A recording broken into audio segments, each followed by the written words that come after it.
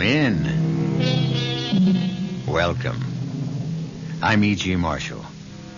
Sit down. Anywhere you like. I have a small confession to make. I am crazy about ghosts, and I cannot for the life of me comprehend why anyone should be afraid of them. What, after all, what do ghosts do? They haunt, that's all. To haunt means to visit, to frequent.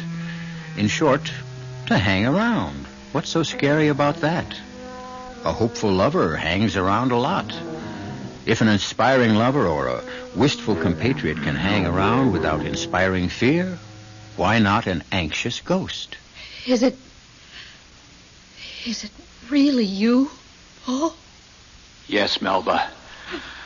It is I. Oh, Paul. Don't cry, Melba. I can't help it. All right, dearest. Go ahead and cry. Oh. Paul, tell me something. What? Are you happy? Where you are? I'm really sorry you asked me that, Melba.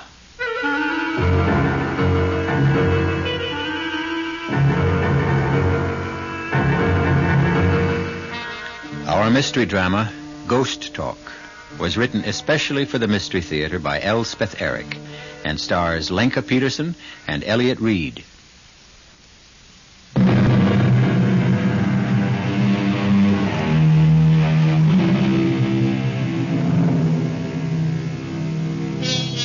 Yes, ghosts haunt places. Traditionally, they haunt large, decrepit mansions with long halls, extensive staircases, and musty attics. But these big old edifices have all disappeared from our landscape, and it is more than likely that the ghost of today has to restrict himself to one-bedroom apartments with bath, kitchenette, and dining area. Poor ghosts. Will they give up haunting altogether, or will they do what we have done? Adjust. Melba, you have my number? Yes, Leonard. Both at home and at the office. If there's anything I can do, Melba, anything at all. I'll call you. Bless you, my dear. Oh, Paul. Where are you? Where?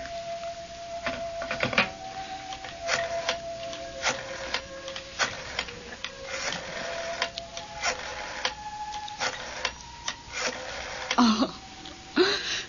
Irene, it's me. They've all gone. Leonard Whipple was the last to leave. I'm all alone.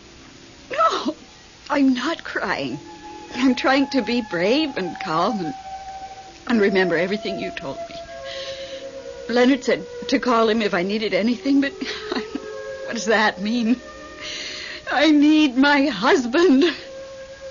I need Paul. Oh, no, Irene, I couldn't go to the movies. No. I'll just sit here and think about Paul. All the beautiful memories. 22 years of beautiful memories. You know, Irene, I keep thinking all the time of what you said to me after the funeral. You said Paul will never be really dead as long as he's remembered. I keep saying that over and over. Paul isn't really dead as long as he's remembered. I want to thank you, Irene, for that beautiful thought. It means everything to me.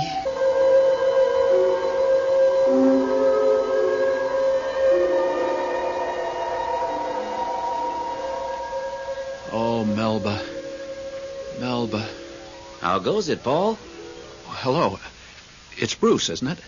I'm new here. I haven't got everybody straight yet. You never will. It doesn't matter. Yes, I am Bruce. Mind if I join you? I wish you would. You had a particularly beatific expression on your face just now as I was floating by. I was thinking of my wife. My wife, Melba. Yeah, why? Why? Well, actually, because she was thinking of me. remembering our wedding day. I was touched. You're really very new here, aren't you? Oh, yes, very. At the start, everybody is either touched that they're remembered, apprehensive that they won't be, or furious that they're not. Melba feels that no one is really dead as long as he's remembered. Is that what you want to be?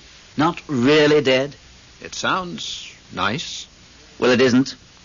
I don't know how you can say that. Because I happen to know. From bitter personal experience. My sainted mother remembered me every day of her life after I died, till the day she died and joined me here. Since her arrival, I'm happy to say, we've exchanged precisely 6 words. A while back, she had the grace to apologize. I'm sorry, son, I didn't understand. Those were the 6 words. Sorry for what? For remembering me. What was she supposed to do? Well, forget, for goodness sakes. I wouldn't expect her to forget immediately, of course. That would be unreasonable. But as soon as possible, put me out of her mind. My life on Earth was over. I'm sure she meant well, your mother. After you're here a while, you'll realize that everybody doesn't mean well, and quite often does a lot of harm. But your mother loved you. Then why not leave me alone to enjoy myself? Why wake up in the middle of the night to remember how handsome I looked the day I graduated from dental college? So inconsiderate. Why was it inconsiderate? Because, my dear fellow, if she kept it up long enough, I'd have to stop whatever I was doing and go visit her. Visit her? How could you do that? How? Well, the way it's always done. As a ghost, of course.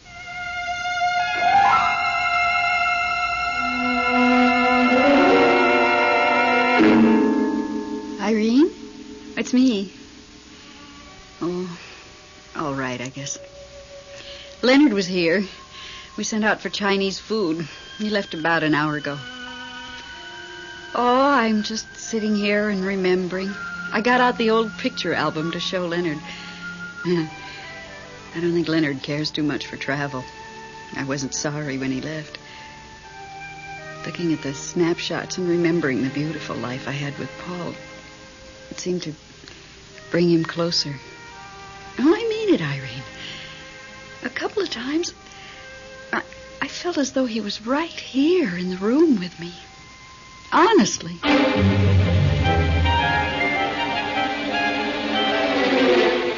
Bruce! Oh, Bruce! That you, Paul? I had a terrible time finding you. Well, now you have. I asked everybody where you were, and nobody knew, and then Salome said, oh, he's probably out strolling among the stars. That's his favorite pastime. But I had no idea how many stars there are. You still haven't any idea. Actually, neither have I, and I've been here heaven knows how long. So far, this is my favorite galaxy. But, of course, I haven't seen them all. Has anyone, do you think? Oh, I suppose he has. He must have seen everything. Since the beginning of time. And before that? Yes. What made you come looking for me? Something special? Bruce, I can't get a moment to myself on account of Melba. Your wife. You know what she did? She got out an old snapshot album and started looking over all the pictures we took on our vacations, birthdays, Christmases. Typical. They all do it. The worst part is she showed all these pictures to a friend of mine. Of hers. Ours. Leonard Whipple. He couldn't have cared less. She's really hanging on to you, isn't she? It's very nice of her and all that, but it's terribly exciting for me being here. Everything's so completely different.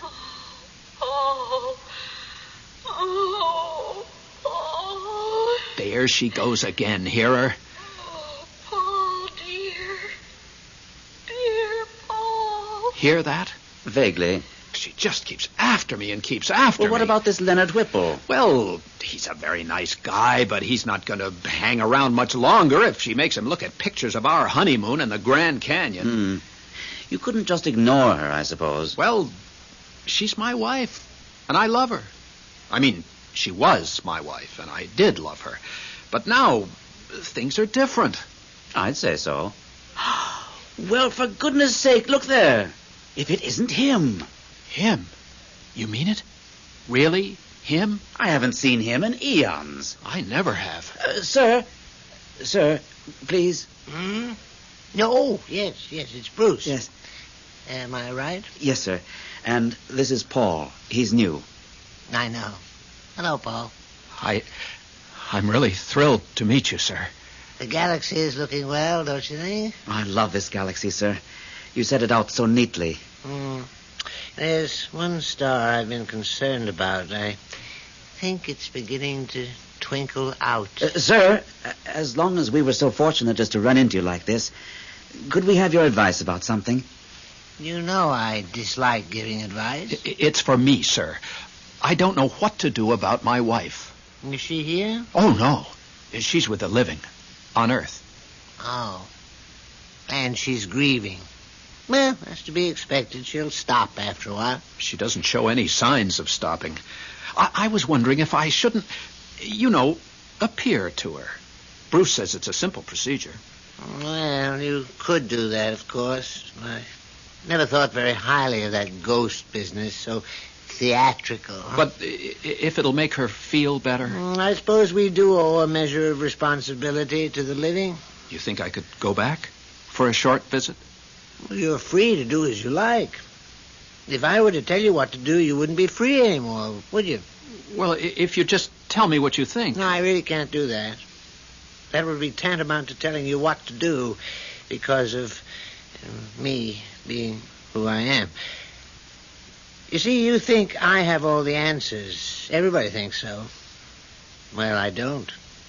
There are countless things I haven't found answers to. However, like everyone else, I keep trying. Now, I really have to go to see if that poor star is feeling any pain. You'll both excuse me? He wasn't much help. Well, that's his way. Oh, dearest. Oh, there she goes again. Dearest Paul. Bruce, I'm going to turn ghost and visit her. At least you've made a decision. How do I go about it? Well, there are no hard and fast rules. Actually, not many of us do it. It's considered kind of freaky. Freaky? Look how many of us there are and how few of them. If we all took to ghost walking, we'd have them outnumbered trillions to one. I don't care. I want to do it. I just need to know how. Well, you can do it in the old-fashioned way. Clanking chains, winds whistling through the trees, moon behind black clouds and all that. I don't think Melba would go for that. Well, then there's the crying, sobbing type of ghost. Inconsolable weeping. Since I don't feel particularly inconsolable. Well, then there's the ghost that flits through the halls, appearing and disappearing. Now you see it, now you don't. No, we don't have a hall, just a rather small foyer. Can't I just appear? In some simple, straightforward way. Just say, here I am, dear. You wouldn't want to start with one weird, uncanny shriek. I wouldn't know how. Or a sardonic laugh? Well, what would I be laughing at? Oh, life, death, anything in between. Well, if you don't want to do any of those things which he calls theatrical, then just appear. That's more my style, I think. But wrap a bit of vapor around you. After all, they need something to identify you by. And don't stay too long. And above all, don't let it depress you. Why should it depress me? You'll find out, my friend. You'll find out.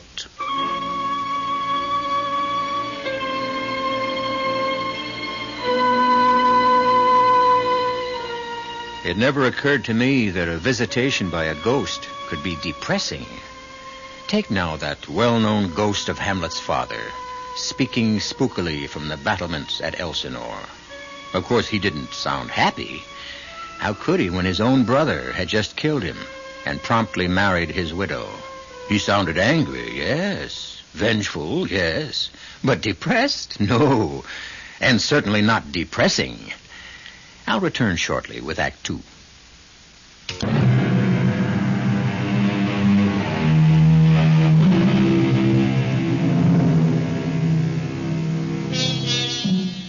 Our moribund hero, Paul, has decided to return to Earth as a ghost and haunt the 3-room apartment where he once lived with his wife, Melba. He has simply draped what remains of him in a shred of celestial vapor. And now, as he gazes through the living room window of what used to be his own 10th-floor apartment, he can scarcely be distinguished from the melting moonlight that floods the room inside. Nothing's changed. She hasn't changed a thing. Let's take our coffee into the living room, Leonard. Good idea. I think I picked the wrong time. Bring in that plate of cookies, will you? Right. Not those same old oatmeal things. I've always been crazy about oatmeal cookies. They were Paul's favorites. Set them down there. Cream in your coffee? Sugar? Black, please. No sugar. That's the way Paul took his. His after-dinner coffee. In the morning, cream and sugar, yes, but after dinner, nothing. Is that so? And milk in his tea. You don't say. That's the English way, you know. Milk and tea. I didn't know Paul was English. He wasn't. Oh, I see. Oh, way back, 5-6 generations, he was English, but... I myself was born in Wales. Is that so? Oh, well, that's near England. Richard Burton is Welsh, you know. For goodness sakes. Well, didn't you know that? The last movie Paul and I saw together had Richard Burton in it. I wanted to show you something fascinating. Paul's World War II uniform. I've saved it all these years. No, I don't.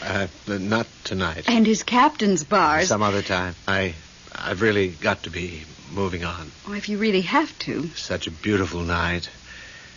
I think I'll walk home. Yes, a beautiful night. Oh, just look at the moonlight streaming through that window. Care to walk a ways with me? In the moonlight? Oh, no, I don't think so, Leonard. I have a lot of things to do here. Yeah, well, if there's anything you need, you have my number. Yes. At home and at the office. Good night, Melba. Thanks for dinner. Thank you for bringing all that fried chicken. Oh, it was nothing, really. Good night. Good night, Leonard. Oh, Paul. Dear Paul. I need you, Paul. Melba. Oh, I need you so. I'm right here. What was that? I said, I'm here. Paul? Yes, me, Paul. But where? By the window, dear. I can't see you. I'll step inside. That'll be better. Oh, I see something. You see me. I dare say I've changed somewhat. Paul, can that be you? It is, I. Really you? Well, fairly, really. Everything considered, as real as I can get. Oh, I can't believe it. Believe it, Melba. Oh, Paul. How are you? Oh, never mind about me. How are you? Oh, I'm all right. Really? All right? Everything considered. Everything considered, I'm better than all right. Paul, tell me, are you happy? Happy? I must know. Are you happy? I'm sorry you asked me that question. Why should you be sorry? Happy just isn't a word we use. Why not? Because it doesn't mean much once you've died. Oh, Paul, you're not saying you're unhappy. No, I'm not saying that. Then what are you saying? Look, Melba, I didn't really come here to talk about me. What about you? Well, naturally, I'm not happy. Why not? Without you? What about Leonard Whipple? Oh, him. What's the matter with Leonard? Well, nothing's the matter with him. He's just not you. Well, I'm not me either. Not the way I was before I... Oh, but I remember you the way you were. And as long as I remember... Melba, honey, I don't even remember me the way I was. You don't? Not very well. You remember me, don't you? Sort of. Sort of. Well, you were my wife. I'm still your wife. Not exactly. There'll never be anyone for me but you. Never, I swear it. Please, Melba. We are man and wife forever, for eternity. And now that I know you can return to me, not in the flesh perhaps, but even like this. It's strange. It's weird, but it's enough for me. I can live on as your wife and on till I join you. Melba, You don't know what you're saying. Oh, I knew you could never really die as long as I remembered you. And you see, here you are, living on.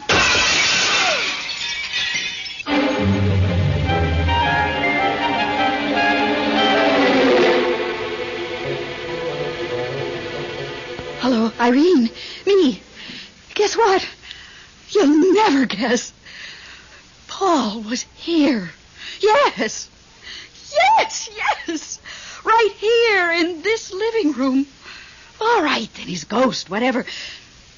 Well, he looked different. Yes, sort of steamy. Kind of like a street light on a foggy night. But I knew it was Paul, all right. His voice and the things he said and the way he called me Melba, dear. Well, he didn't say too much.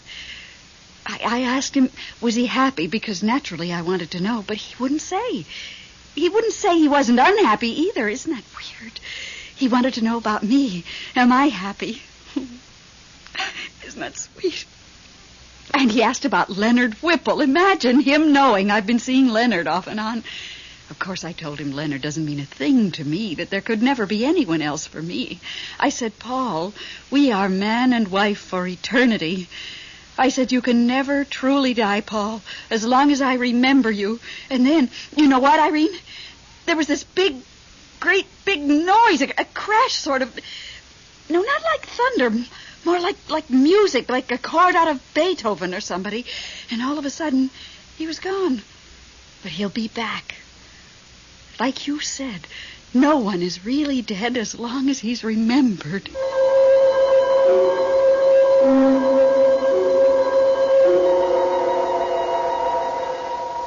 Sir. Oh, sir. May I speak with you? No. Oh, it's Paul, isn't it? Sir, could I have just a moment of your time? I have all the time in the world. I have all the time there is. Look, I don't quite know how much time there is, but I do know I have all of it. Does that star look all right to you? Well, I wouldn't know. I don't quite know how a star is supposed to look. Please, sir. Yes, of course. You want to talk to me. What about? I've been back to the Earth. My wife kept calling me. You said we owed some responsibility to the living, Did so I say that? Yes, sir, you did. Oh, I wonder if I was right about that. These Earth trips can be very upsetting. Mine was. My wife wanted to know, am I happy? They're all so preoccupied with happiness, aren't they? I didn't know what to say to her. I couldn't answer her. This woman I'd been married to for half my life, I couldn't talk to her. It was as though we were living in two different worlds. Well? Oh, yes, I see what you mean. Still, shouldn't I have been able to answer her? Well, what could you have said? Well, that happy is a word that doesn't mean anything anymore. Happy is nothing without unhappy. The way pleasure is nothing without pain. The way health is nothing without illness. Euphoria is nothing without depression. Oh, you know what I mean, sir. I do know, yes. It's ridiculous to say I'm happy when I'm never unhappy. What I am is... What you are is... what? What I am is... free. Yes. I'm free. I'm Paul, and I'm free. And I'm free to be Paul, no more, no less than me. Me, Paul. Sir, why couldn't I be free like that before? Oh, dear, I ask myself that same question all the time. The only answer is I miscalculated somewhere. And I did give those people the power to think, to reason, to figure out the sensible way to do things. Oh, why don't they use what I gave them? Why leave everything up to me? Theirs isn't the only planet in the universe, you know. I do have other things to look after, but the way they call out to me, they want me to do everything. Well, it's not right. It really is not right. No, sir. I'm sorry, sir. Well, what's done is done. They'll just have to muddle through the best way they can. Now, about your wife. Melba, is it? Yes, sir. Tell you what. Why don't you talk to Bruce about it? You two seem to get along so well. Yes. Talk to Bruce. Now, excuse me, will you? I really do have to go take a look at that poor star.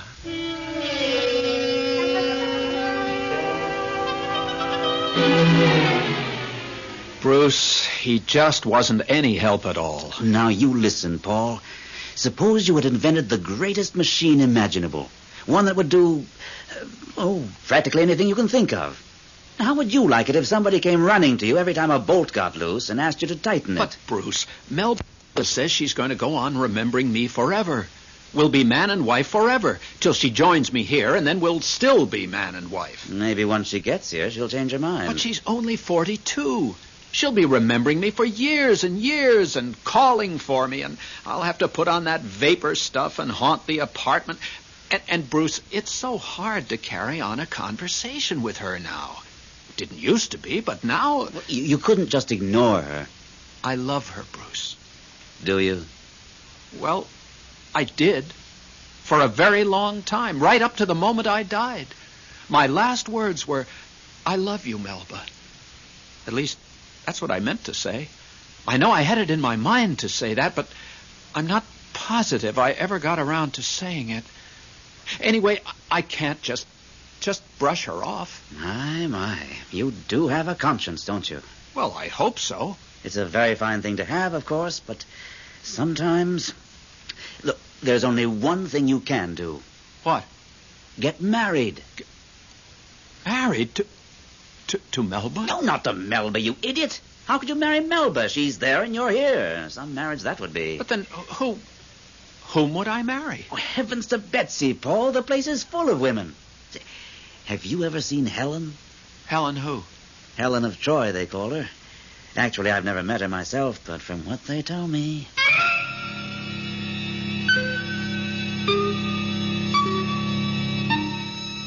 Marriages are made in heaven, so it's been said.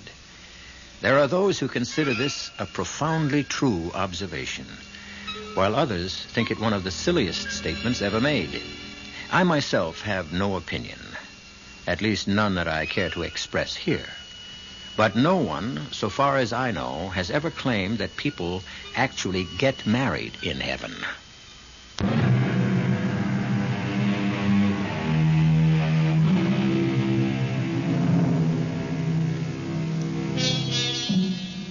Melba was a wonderful wife to Paul. But as his widow, she leaves something to be desired. Two things. She won't stop desiring him, and she won't leave him alone. In his desperation, Paul has gone to his kindred spirit, Bruce, for help. The only advice Bruce could offer was for Paul to marry again. Not his earthly wife, Melba, but one of the heavenly creatures who, like Paul, expect to live on forever in whatever place it is they live on forever in.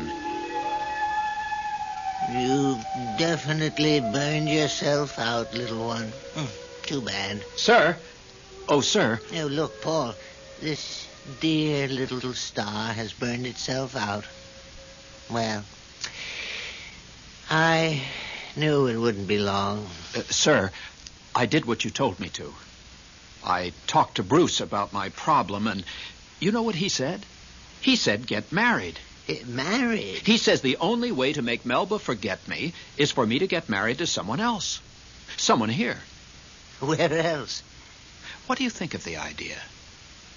Why do you keep asking me what I think? Can't you ever think for yourself? Well, I just thought... No, you didn't. You came running to me like all the others. I'm getting tired of it. Well, if you could give me a little advice... I gave you a little advice. I said talk to Bruce. You talked to Bruce, and he told you what he thought you should do. Now, either do it or don't do it. Is it all right? Is what all right? To get married. Here. Paul, the essence of this place is perfect freedom to do as you choose. It might work out, it might not. But that's true of everything, isn't it? It's certainly true of everything I do. Do many people get married here? Well, I don't know. I do know they don't come running to me to ask, is it all right? Bruce mentioned someone called Helen. Helen of Troy? Are you asking me to pick a wife for you? Now, what else do you want me to do? Tie your shoelaces? Help you with your arithmetic? Don't you people ever grow up? I'm sorry, sir. I don't care about your being sorry. That's too easy. I care about your achieving some measure of maturity. A bit of independence, a little simple sense. Is that asking too much? Tell me, is that really asking too much? Oh, sir, Sometimes I feel like giving up on the whole human race. You're not going to cry, are you, sir? Why not? Who has better reason to cry than I have? Nobody, I guess. However, we must all carry on, mustn't we? Never give up. That's my motto. Because if I gave up... Don't say it, sir. Please, don't say it.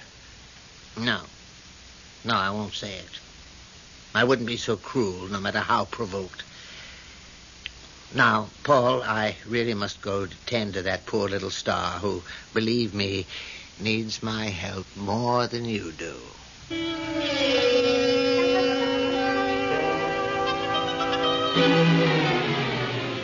Irene, it's me. Oh, just sitting around. Leonard asked me to go to that new steak place with him, but I said no. I didn't feel like it, that's why. Don't be silly. I like Leonard. He's a very nice man, but... Well, there's a beautiful moon out tonight, and I thought maybe... Oh, for heaven's sakes, what's that? Well, there was a terrible clanking noise just now. It scared me to death. Oh, how could it be the radiator? The heat's not turned on yet. Is there a storm coming up or something? Was that whistling sound? Can't you hear it? Like a terrible wind. Or maybe a hurricane. What do you mean you don't hear anything? What? There goes the moon. It must be a hurricane. I mean, the moonlight just stopped shining.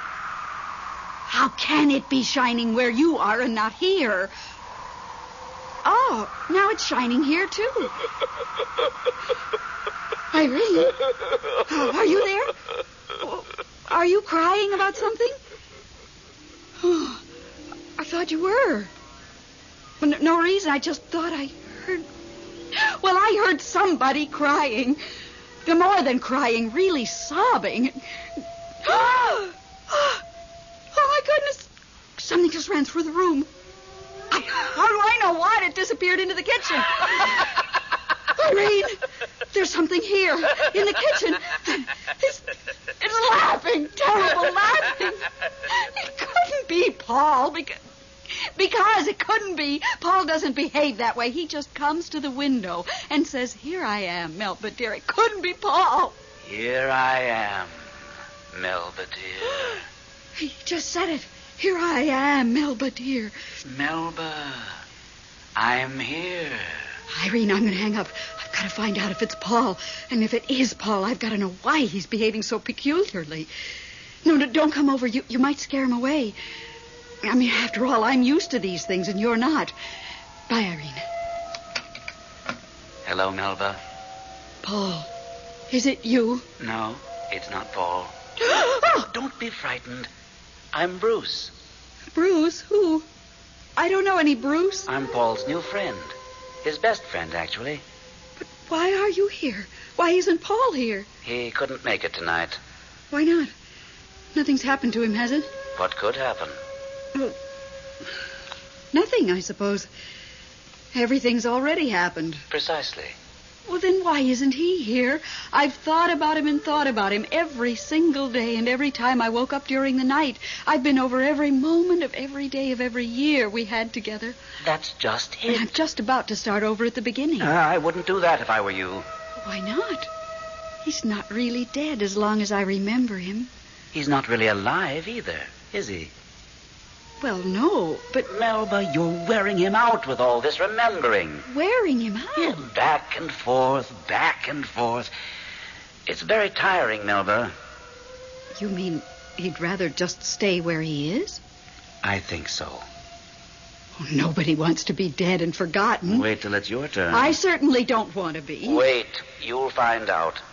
Nobody wants to be dead and forgotten. That's because they haven't tried it yet. You mean to tell me that Paul wants to be forgotten? By me? If you think you could manage it. Forget 22 beautiful years? Oh, I couldn't. I couldn't possibly. What about having 22 more beautiful years with somebody else? Like who? Well, I've heard nice things about a certain Leonard Whipple. Leonard Whipple? I've heard he's very devoted to you.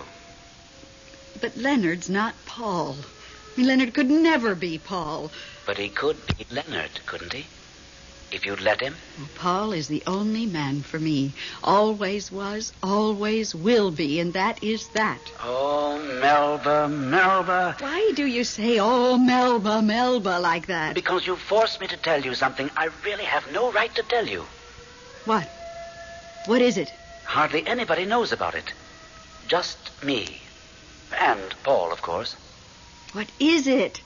I shouldn't repeat it. No. My lips are sealed. It's too private. Does it concern Paul? Is it about Paul? You won't mention it to a living soul? I won't mention it to anybody. What is it? Paul is getting married again. Paul is getting married again? Yes. Who to? I think her name is Helen.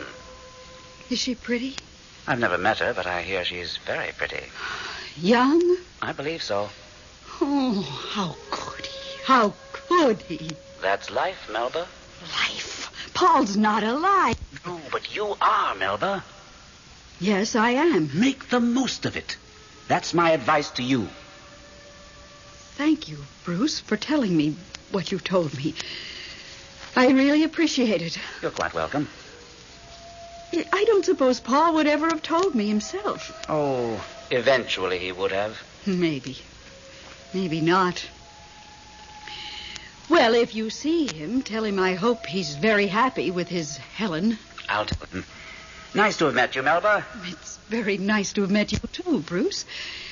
Are you still sitting down or standing up? I can't quite tell. Does it really matter? Well, I'd just like to, I don't know, shake your hand or something. Not necessary. Not necessary at all. I could see you to the door. No, let's just part this way. A fond adieu to you, Melba. A fond... Oh. He's gone. He just disappeared. Well, that's the way with ghosts. Who needs ghosts anyway? With all their comings and goings and the way they talk. Who can understand them? Hello, Irene? Irene, you are absolutely not going to believe what I'm about to tell you. You simply will not believe it.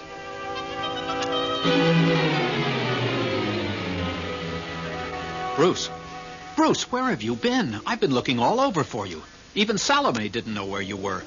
Where were you? I went to see your wife. Melba? What for? To tell her you were getting married. Bruce, you had no right to do that. Here we do as we choose. He told you that. How did she take it? Shocked, of course. Hurt. What you'd expect. But told me you were going to tell her. I knew you wouldn't let me. I wouldn't have. For one very good reason. It's not true. What's not true? That I'm getting married. You changed your mind? Not exactly. I asked Helen. Yes? She said absolutely not. She says she's not the marrying type. But you didn't stop right there, did you? There are others. I asked Catherine. I can't pronounce her last name. She used to be an empress in Russia. She laughed, fit to kill. And so did Amy and Louise and Marie. Even Salome laughed at me.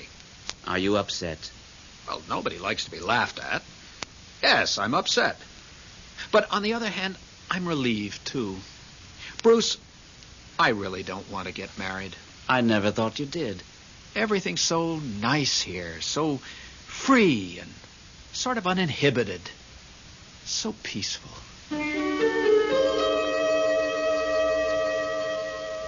Leonard, it's Melba. You don't mind my calling you at your office, do you? Oh, that's good. How was the new steak place? You didn't go? On account of me, you didn't go? Well, I must say, Leonard, I spent the evening doing various things. Things that really needed to be done. Like, I got all Paul's clothes together and packed them in boxes. Tomorrow I'll send them to some deserving charity. Listen, Leonard, I was thinking, as long as you didn't go to that steak place, why don't you come over here tonight and I'll cook you the best steak you ever tasted. And hash brown potatoes. Would you like that? Ah, good. We'll come early, and we'll have a martini first. Well, good for Melba. Good for Leonard. And good for Bruce. And for Paul, too. Good for everybody who faces up to a problem and solves it the best way possible. The solution may not be a perfect one. Solutions seldom are. But at the very least, they are an attempt to use the sense we were born with. And that's all God asks of any of us. I'll be back shortly.